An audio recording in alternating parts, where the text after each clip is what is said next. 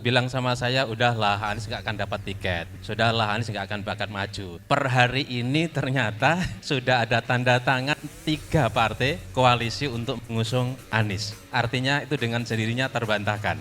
Hari ini orang mengusung Anies, orang memilih Anies, orang ikut berjuang di barisan Anies bukan karena tidak suka sebelah sana, tapi secara umum karena memang Anies memiliki syarat untuk dimenangkan. Kalau kata Bang Adi Yaksa Daud, mantan Menteri Olahraga, Anies itu lidahnya itu 8 meter.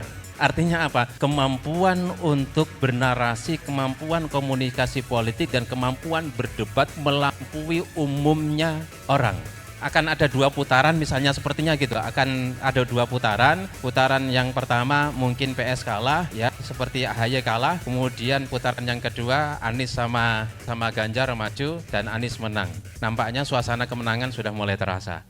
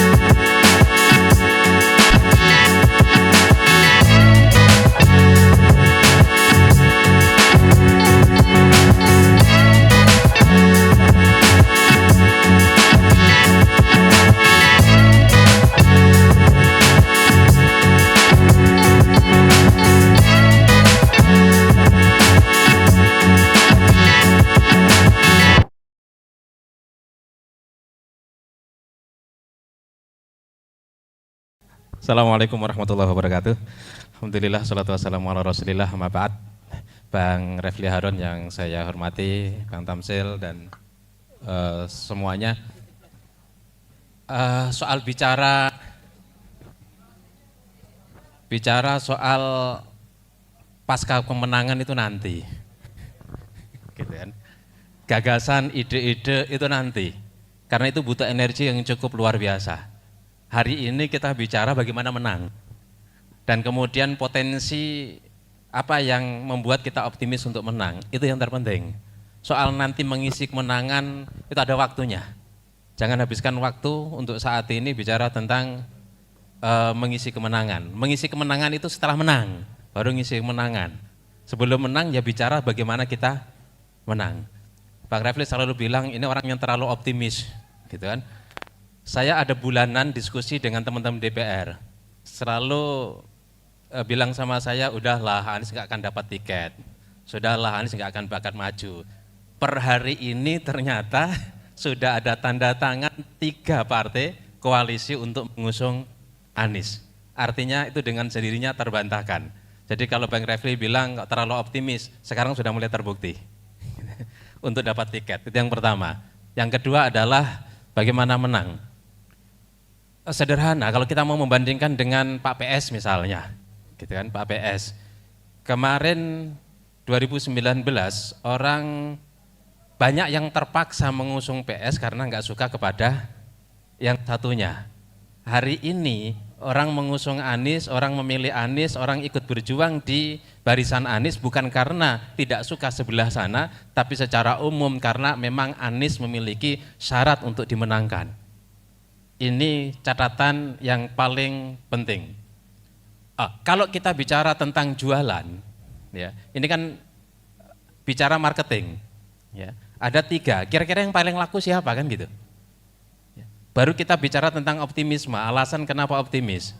3 orang kita jualan barang misalnya, ya kira-kira barang yang paling laku yang mana? Itu yang potensial untuk memenangkan sebuah market kan gitu.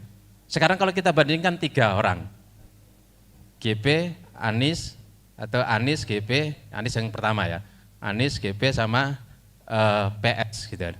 Pertama rekam jejak. Saat ini memang rekam jejak tidak masuk ke kantong-kantong pemilih secara masif. Tapi pada saat sudah pada saat sudah didaftarkan, kemudian semuanya bergerak, ini akan masuk. Disitulah akan terjadi perbandingan. Rekam jejak Anies tentu jauh lebih baik daripada 2 kandidat lawannya. Itu yang pertama. Yang kedua, Anies memiliki performa yang sangat menarik. Kalau yang lain masih ada, kalau istilah orang survei itu, cover Anies itu bagus sekali. Kalau yang lain masih ada marah-marahnya, masih ada temperamennya, masih ada mukul-mukul meja gitu kan. Ya. Sementara pemilih terbesar di Indonesia itu 57% itu Jawa, dan Jawa tidak suka kepada orang yang suka mukul-mukul meja. Ya. Itu satu contoh bicara tentang market. Ya. Covernya bagus, sehingga memungkinkan untuk melakukan komunikasi politik yang lebih baik daripada yang lain. Jadi kalau kita bicara tentang rekam jejak, ya barangnya bagus, kemudian juga covernya bagus. Ada satu yang terakhir. Pada saat putaran pertama, 1 hari sebelum putaran pertama Pilgub DKI, saya menulis judulnya Ahok tamat, Anies berkibar, AHY pemimpin masa depan. Maksudnya AHY kalah, tapi kalau saya bilang kalah kan gak enak saat itu. Pada saat itu boleh ditanya sama Eva Sundari dan Guntur Romli. Kebetulan 2014 saya sama-sama di Pak Jokowi dulu. Saya bilang sama mereka, kita taruhan 1M. Kalau Ahok bisa menang, saya bilang. Dan malam coblosan pertama saya diundang sama teman-teman oleh Pak SBY, dan teman-teman mempresentasikan hasil survei dan kemenangannya di AHY. Saya bilang ada satu faktor yang seringkali dilupakan.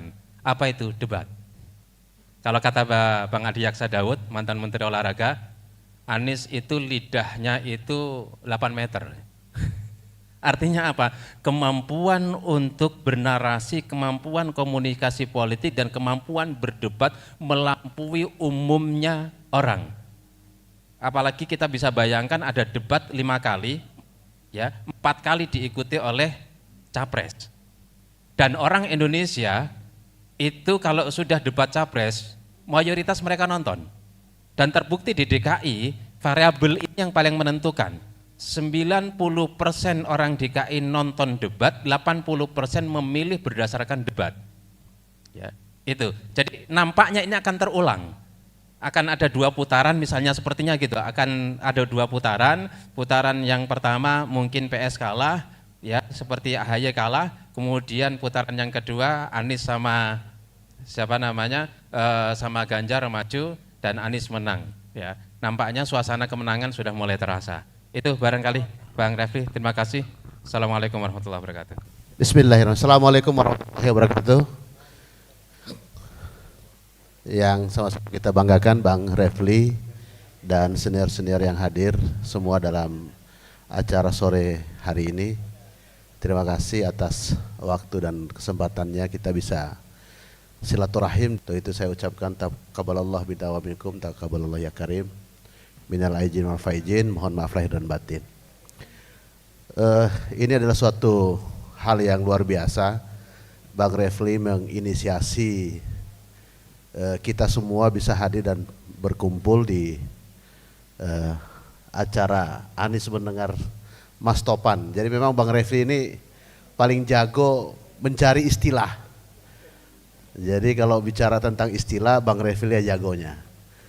Untuk itu kami dari Go Anies yang sesungguhnya beridentitas sebagai kader dari Partai Golkar yang memang dari awal mendeklarasikan memberikan dukungan dan support kepada Mas Anies Baswedan untuk menjadi calon presiden dan menjadi presiden di 2024.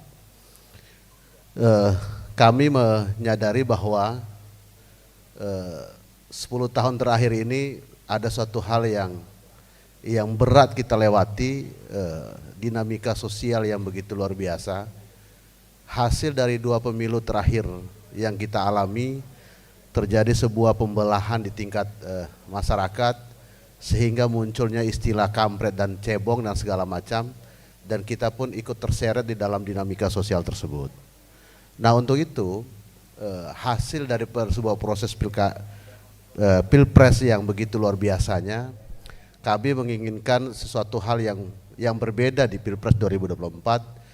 Yang sering kita gaungkan dari awal adalah tentang perubahan.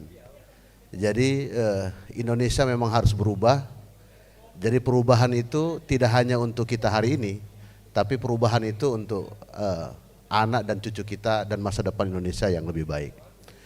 Nah, pilihan-pilihan itulah sesungguhnya mengakibatkan kami yang sesungguhnya memiliki pandangan berbeda dari partai asal kami, yaitu adalah Golkar, sehingga kami berani untuk menyatakan dari awal, Go Anies itu kita deklarasikan di tanggal 23 Oktober, lebih kurang 10 hari setelah Mas Anies menyelesaikan masa tugasnya 5 tahun di DKI Jakarta, dan kami mendeklarasikan Go Anies tersebut.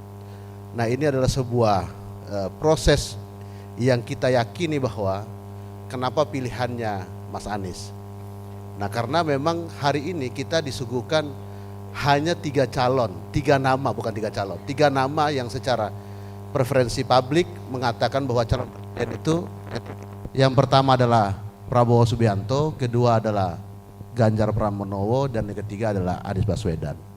Nah, dari 3 nama tersebut kami mendalami sebuah proses dan rekam jejak yang begitu panjang, sehingga kami simpulkan bahwa Mas Anies lah yang menjadi pilihan kami di anak muda Partai Golkar untuk berani berbeda dengan partai politik yang memang hari ini Golkar mengalami kebingungan. Mungkin Pak Bang Said Didu ini lebih paham bagaimana sesungguhnya kegalauan Golkar hari ini.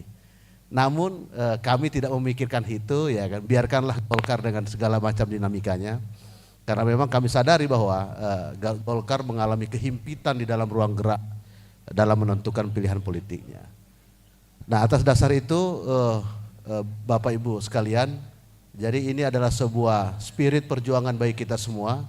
Yang hadir di sini adalah orang-orang yang memiliki semangat pembaharuan, ya kan, orang-orang yang memiliki semangat terbarukan.